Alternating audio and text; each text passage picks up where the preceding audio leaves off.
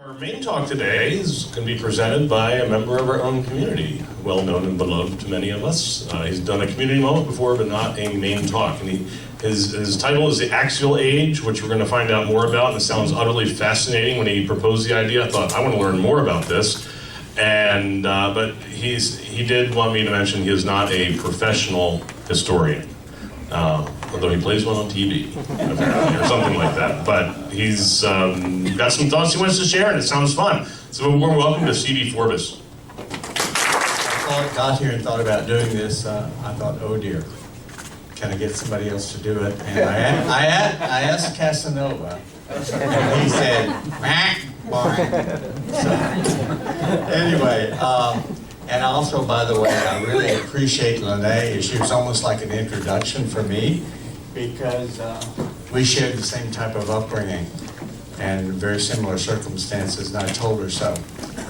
Which gives my perspective today on the axial age. But before I start, I'd like to tell you why on earth I would be here talking about this. And I want to give credit to a man whose single comment influenced my life at a time I really need some influence. I had grown up in a very narrow, inerrant Bible literacy religion called the Church of Christ. When I went to college, I was sent to one of their schools, a school called Abilene Christian, Jesse. And growing up in that religion, in any religion, I compare to seeing life through a keyhole. This is about all you get, because everything has to be through the filter of what they teach you. I met some people around here who grew up with no religion, and I have to tell you, I am in awe of you. But while I was at Abilene Christian, about my second semester, I think, and by the way, back then, because I've been around a long time, Texas colleges, for the most part, were white. I mean, white. And I say that because I grew up on the Mexican border, the border of Mexico, the Rio Grande Valley, in which I was one of the few white people around, so I was accustomed to being a minority. But at Abilene, I wasn't. One semester, I think it's my second, a dark face showed up. And he had a dark Asian face, and I was fascinated. And then the rumors started that he was a Buddhist. You know, it wasn't said anything we said out loud. We sort of said it, behind your hand, and everybody was shocked. So I knew he fascinated me, because by then I knew something was terribly wrong with what I was taught to think. So I cornered him one night, and by way I befriended him somewhat, and I cornered him one night and struck up a conversation with him, and I tried to talk about religion, and all I knew was from the Christian's perspective. And he stopped me, and he said, "Sibi, why do Christians always think that you're the only people who can believe in God?" Shut my mouth. I had no idea. But what that did was open a door in me. Hell, it kicked the door in. And ever since then, I've been curious about how people believe. And if you notice, my own evolution is through a long, arduous travel through different religions. And here I am, and very happy to be your wonderful community. All right, a few weeks ago, Mike gave a talk on Religion 101, in which he traced the flow of religion from the first Christians in Jerusalem through the current era. He talked about how they evolved and changed, and different denominations came out. My talk today is about what happened prior to Christianity during a period of 800 to 200 BCE, that's before the Common Era. And it's called the Axial Age because of a German philosopher named Karl Kaspers called it that. He realized that something happened during this period. There was a burst of creativity, he said, resulted in the establishment of religions and philosophies from the West Asia to Eastern Asia, most of which remains today. Evolving from this period were the religions of Zoroastrianism, Hinduism, Buddhism, Jainism, Confucianism, and Taoism. That's a lot of isms. So I'm trying to keep it a little clearer by providing you with some slides. And we're going to start with, there we go, Zoroastrianism. Zoroastrianism evolved from the people, the nomadic people of the Russian steppes. This was a time that they had separated from the Indo-Europeans, and now history refers them to as Indo-Iranians. They grew up at a time of, like I say, of primarily nomads, though urban centers were beginning. Urban was beginning, farming was already in place, though they were not farmers, they were herders. And they had their own religion. It was basically a religion of convenience. A lot of early religions sacrifice was around the religion, and a lot of early religions sacrificed to bring balance, bring order, keep balance to the universe and to the other dimension. Most of them believe in some kind of other dimension. And also for personal petitions. You know, I got a favor, will Sally ask me to the prom tonight? You know, that type of thing.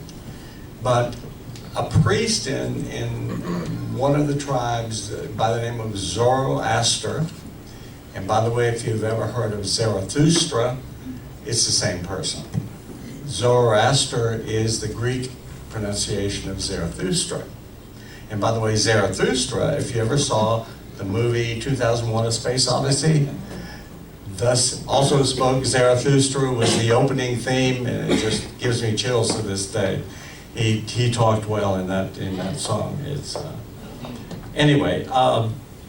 So things were in state of flux. There was no master world order. There was no universal way of looking at things. And Zoroaster began to teach some new ideas, some new and intriguing ideas. And you former Christians might find them very intriguing, because he taught, by the way, and this was in about 600, 650 BCE, he taught, first of all, that the cosmos was in a battle between good and evil, good and bad.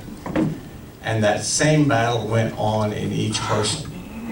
And each person's choice of that struggle would ultimately determine their fate.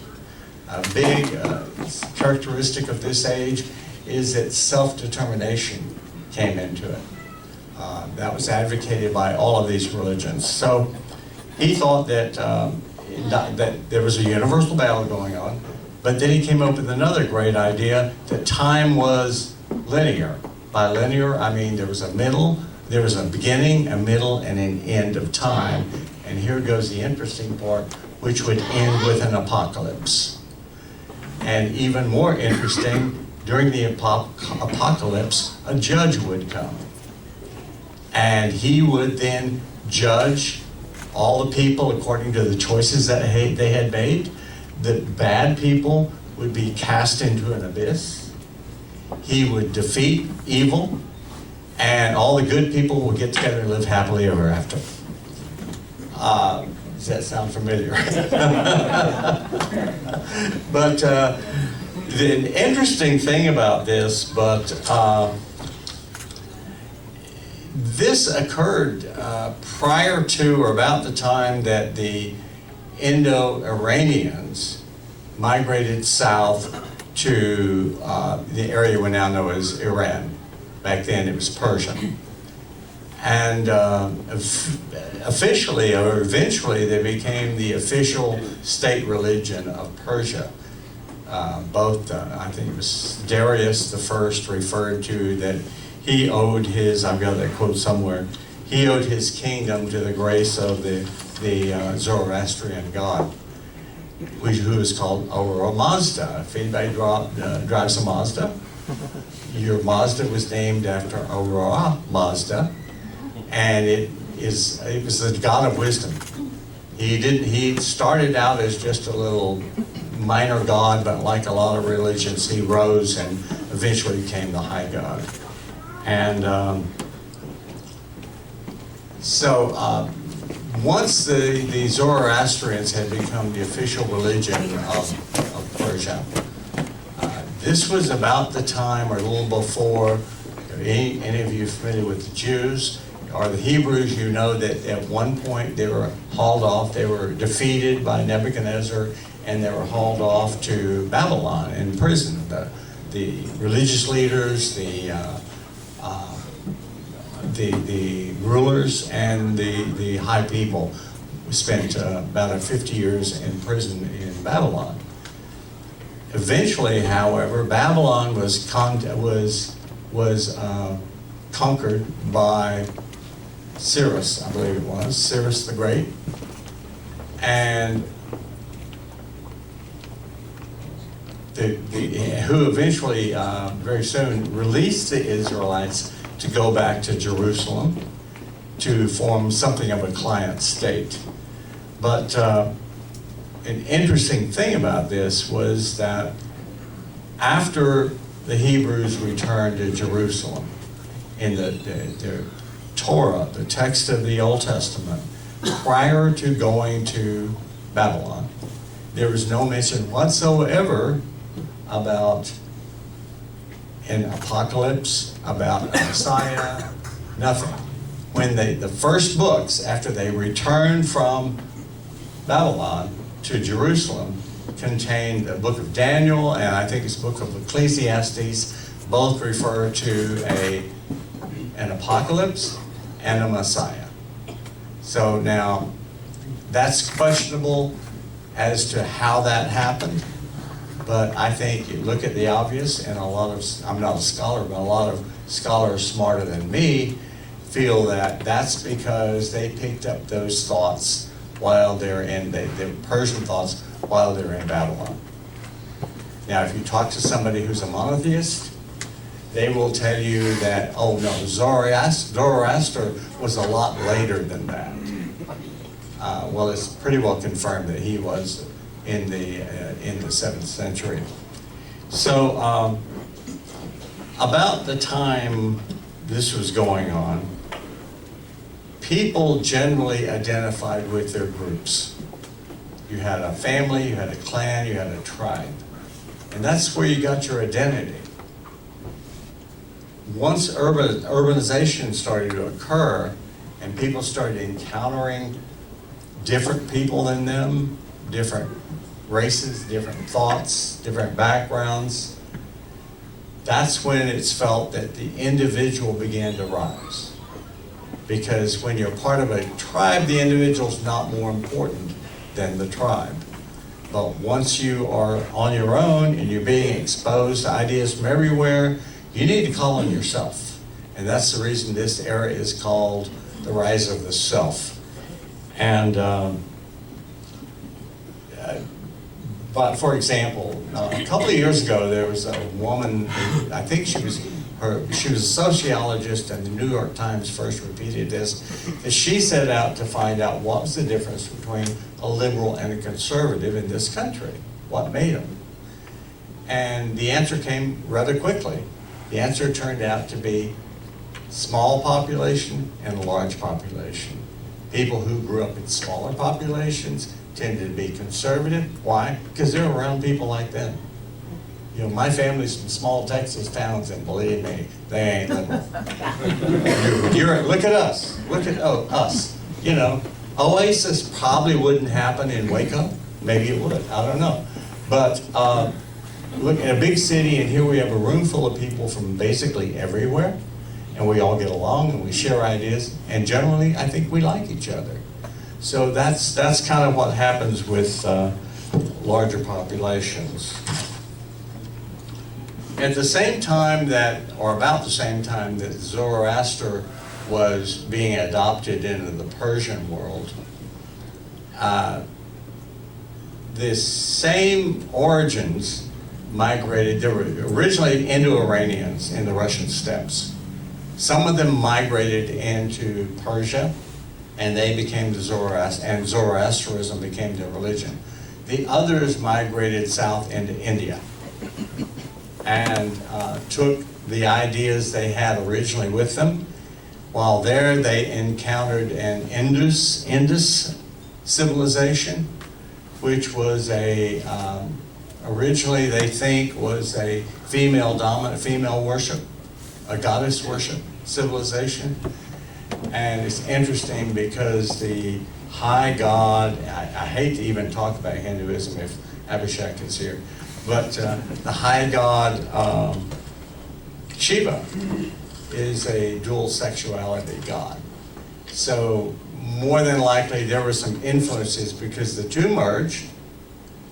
Out of that became the Hindu religion, which is, and I didn't realize this, I don't know much about the religion, but it's kind of a multi-religion. Hindu is just sort of a group term for a lot of different ideas and approaches that go on in India today. But the main thing one of the most important things that came out of the Hindu religion was something called Samsara, which is rebirth, or we call it reincarnation. And eventually, the second thing that came out was karma.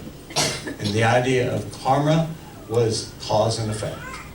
And it's pretty tight, you know. The rules of karma are pretty tight. And also, karma is something that we collect in ourselves. If we do someone bad or do something evil, we collect the bad karma.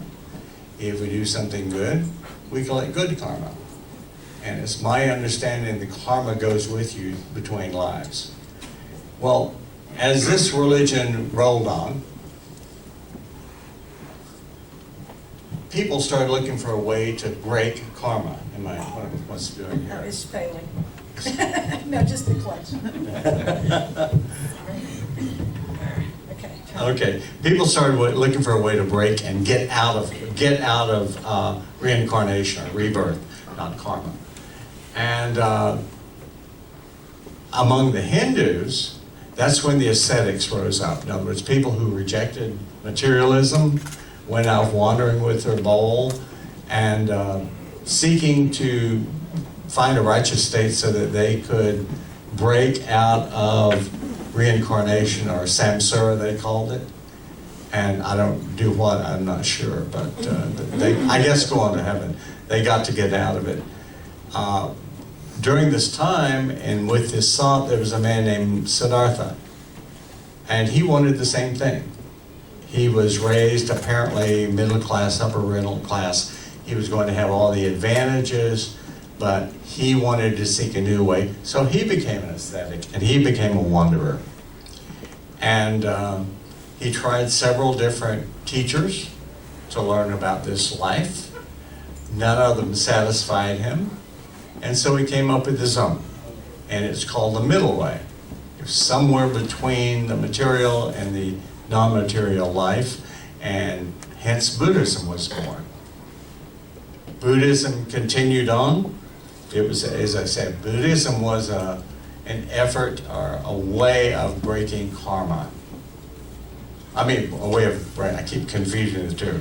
A way of getting out of reincarnation, and also breaking your own karma if you had bad karma.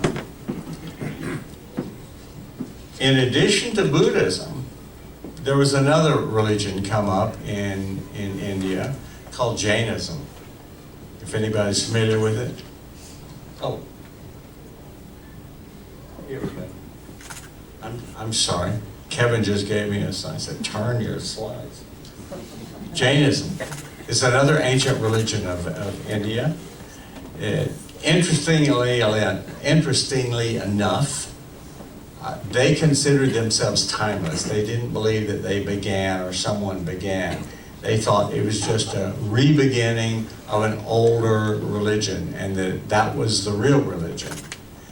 And one of their very principal philosophies was nonviolence. As a matter of fact, this is where Gandhi got a lot of his ideas. They believed that any violence was harmful. Interestingly enough, they weren't even supposed to be farmers because you might kill a worm while you were turning the soil. So that was the Jainist. I'm skipping a whole lot that I'm deciding is irrelevant. Just a lot of verbiage. The Buddhism, by the way, migrated into China and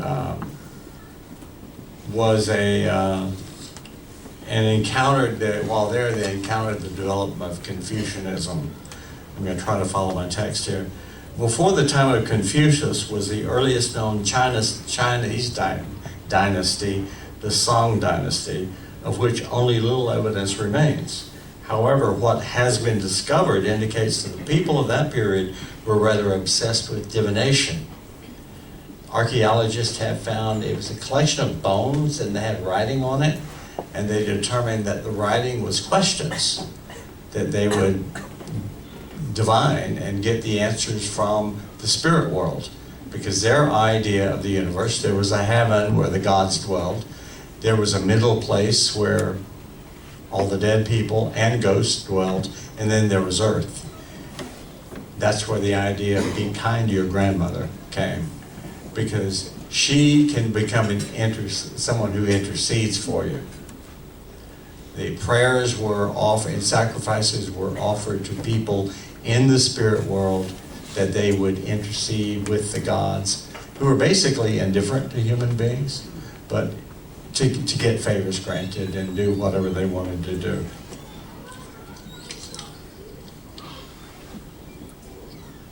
And the purpose of this culture was primarily meeting daily needs. Another belief of this period was that virtue was the virtue one earns by performing good acts.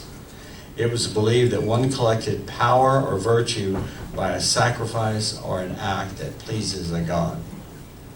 Following the Song dynasty was the Zhou dynasty, in which Confucius was born. And by the way, that's a Western name. His name was Master Kong. So we know how King Kong got named. Master Kong. This was a time of warring kingdoms in China. I believe they call them the Seven Kingdoms, 7 or 9 kingdoms, which though eventually led to one kingdom, the Qin Kingdom, which became China.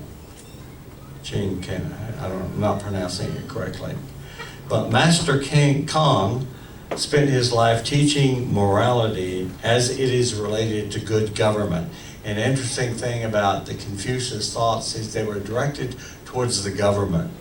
He believed if the government or if the emperor behaved well, society would behave well. And that is kind of interesting, because I think that might have something to do with why the Chinese people have such autocratic governments. Anyway, I'm just going to throw that one out there.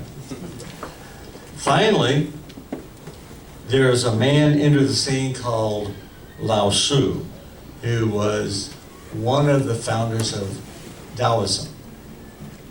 This is probably the least known of the principal religions of the Axial age. It's not a religion, actually it's a philosophy. And it arose due to the fact that Lao Tzu thought that Confucianism wasn't close enough to the earth. He really believed that it was called the way or the path, was in harmony with nature. He was sort of an early Thoreau.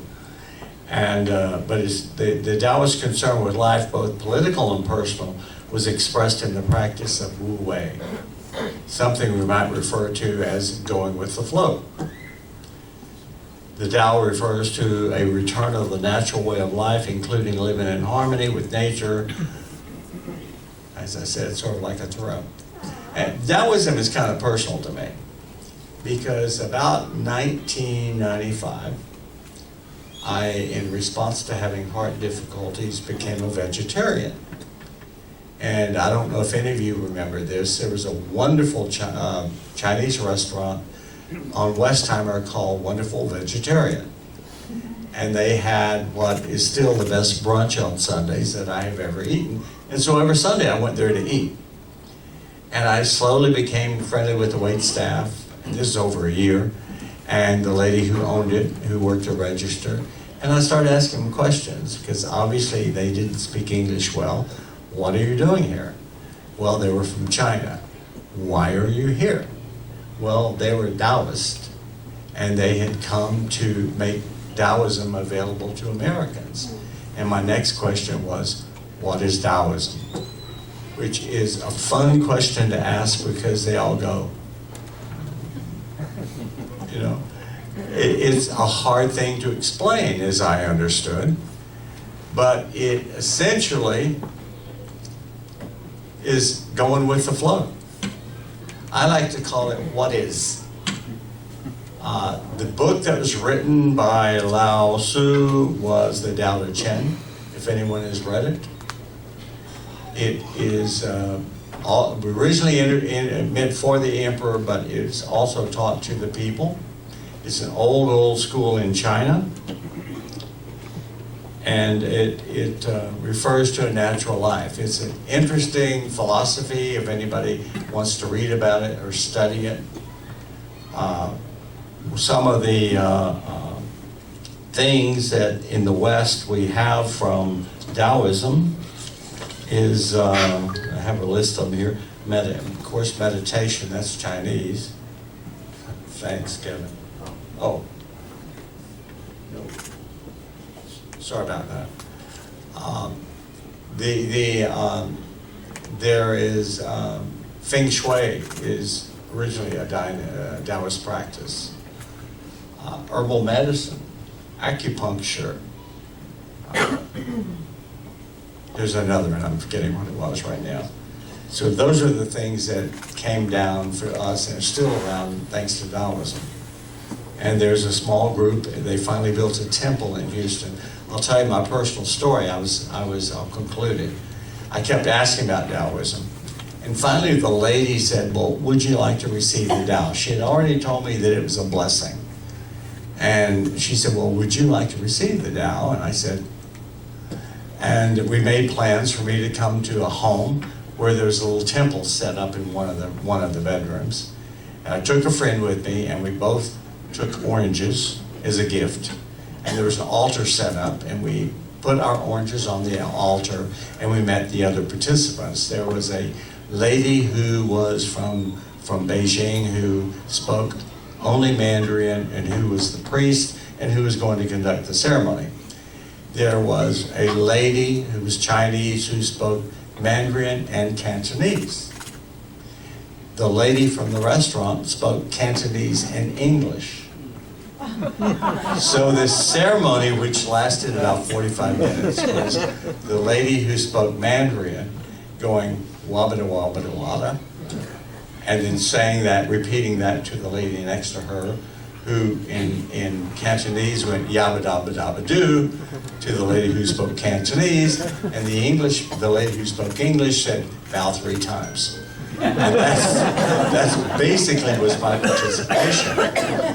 So afterward, I was told why this ceremony was about, or I was told what this ceremony was about. It seems that they believe that there are ancients.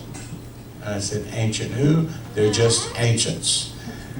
They've been around forever. And I was being introduced to them through that ceremony.